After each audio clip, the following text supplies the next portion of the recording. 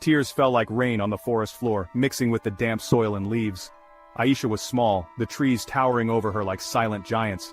She had been left here, alone.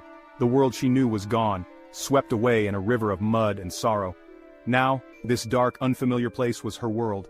She cried until her body shook with cold. The forest sounds were a scary song, twigs snapping, birds calling, each noise making her heart jump. She wrapped her arms around her knees, trying to disappear. Her relatives had driven for hours, promising a new home, but their smiles were thin, their eyes distant. They told her to wait, then drove away, leaving only the wind's whispers.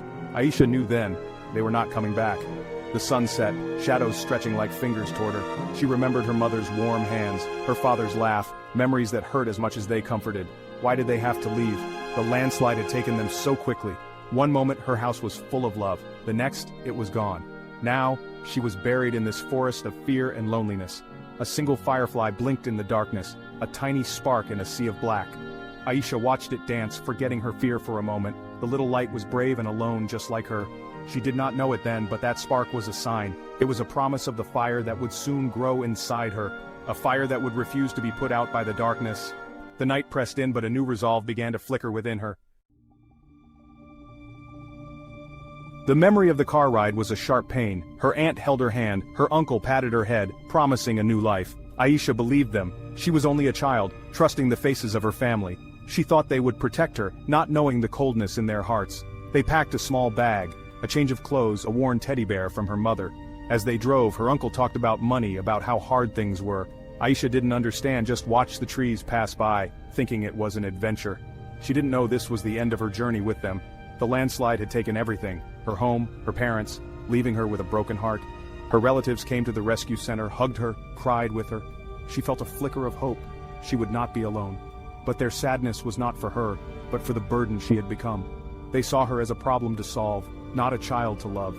Their solution was this forest, cold, dark, and lonely. The betrayal was a wound deeper than any cut. Hunger gnawed at her, fear chilled her bones. But the pain of being abandoned by her own family was the worst of all. It was a heavy stone in her chest, making it hard to breathe. She had survived the mountain of mud that took her parents. But could she survive this mountain of betrayal? The feeling of being unwanted was crushing. She clung to her teddy bear, the last piece of her old life. The forest was silent, but her heart screamed. She was truly alone. And yet, somewhere deep inside, a stubborn spark refused to die. Night fell, and the forest came alive with new sounds. The hoot of an owl, the rustle of unseen creatures, every shadow held a monster. Aisha pulled her thin jacket tighter, the cold seeping into her bones. Hunger ached in her stomach. She hadn't eaten since yesterday. She remembered her mother's cooking, the smell of warm bread, the taste of sweet porridge. The memories made her stomach hurt more. She found a few wild berries, small, sour, but she ate them anyway. She drank from a cold stream, relief that couldn't stop the hunger. Loneliness was a heavy blanket, smothering her. In daylight, she could pretend she was just lost. But in the dark, the truth was impossible to ignore. She was alone. No one was coming for her. The world had forgotten a little girl named Aisha. She hugged her teddy bear close, its button eyes her only friend. She whispered her fears to the bear. Days blurred into a cycle of fear and hunger. She learned to hide from strange noises to look for berries and roots. Her clothes became torn, her face smudged with dirt, her feet cut and bruised. She grew weaker with each passing day. The fight to survive was exhausting. At night she curled up under a bush, crying herself to sleep, dreaming of warmth and love. But every morning she woke up and tried again. One afternoon, cold rain began to fall, soaking her thin clothes. She found shelter under a rocky ledge, shivering uncontrollably. Hunger was now a dull, constant ache. Exhaustion washed over her, deeper than her body, into her soul. The will to keep going was fading. Maybe it was time to stop fighting. She lay down on the cold ground, eyes closing, ready to let go. No more hunger, no more fear, just peace. She thought of her parents. Maybe she would see them again. A small, sad smile touched her lips. The darkness was pulling her in. Her breathing slowed, and then, she heard it. A voice, not from the forest but inside her head. Her mother's voice, clear and strong. "Aisha, my strong girl, you must not give up." The words were a spark in the darkness. "You survived the landslide. You can survive this. Live, my daughter. Live for us." The voice was full of love, full of belief in her. Aisha's eyes snapped open. A new energy surged through her. It wasn't physical strength, it was the strength of her mother's love. She pushed herself up, body screaming in protest. "I will live," she whispered to the wind. "I will not give up." She stood, shaky, but determined. The rain still fell, but she no longer felt the cold. A fire had been lit inside her. The forest had not won. She would fight, she would survive. With new resolve, Aisha began to walk, following the stream. After hours, she saw smoke rising through the trees. Hope surged in her chest. She pushed through the bushes into a clearing. A small, rustic cabin stood there. An old man sat on the porch, cleaning a rifle. He looked up, his eyes sharp and cold, but not surprised. Aisha stood small and dirty, unsure what to say. "Go away," the old man said, voice rough as gravel. He turned back to his rifle, ignoring her. Aisha's heart sank, but she remembered her mother's voice. She took a step forward. "Please," she whispered. "I am lost. I am hungry." The man didn't look up. She stood her ground, waiting as the sun set and the air grew colder. Finally, the old man put down his rifle and looked at her. He saw the dirt, the rips, the cuts, but also the determination in her eyes. He sighed, a long, weary sound. "Fine," he grumbled. "You can stay for one night, but then you must go." Aisha nodded, relief flooding her. He handed her a bowl of stew and a blanket. She ate, warmth spreading through her for the first time in days.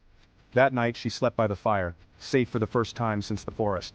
The old man watched her, silent. He saw something in her, a fire that refused to die. In the morning, he would have a choice to make. For now, Aisha slept, hope flickering in her dreams. The forest was no longer her only world. The old hunter's name was Kale. He was a man of few words. He gave Aisha food, warmth, and a place by the fire.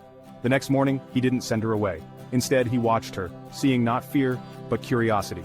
He began to teach her plants to eat, how to track animals, build shelter, read the forest signs. Kale was a tough teacher, but Aisha was a quick learner. The forest became her home, not her prison. Years passed. The scared girl grew into a strong, capable young woman. She learned to hunt, to move silently, to survive. Kale gave her skills, and something more, a sense of purpose. He never spoke of love, but in his own way he became the father she had lost.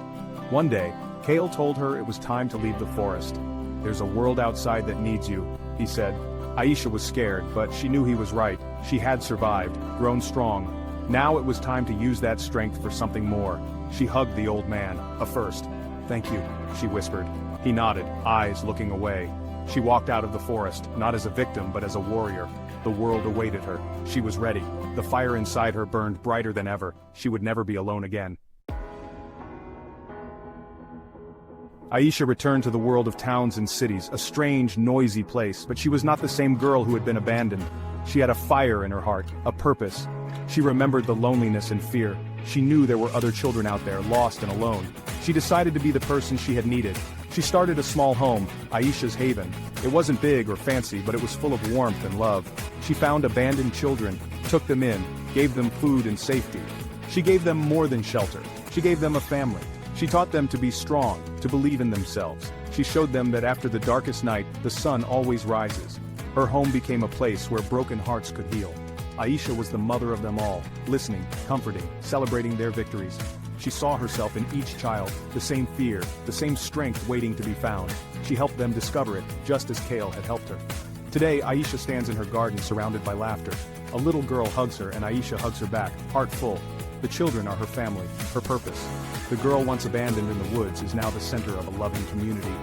She turned her pain into power, her sorrow into hope. And with each child she saves, her circle of hope grows wider. What's something people don't know about stories? They never truly end. There's always a new adventure waiting for you.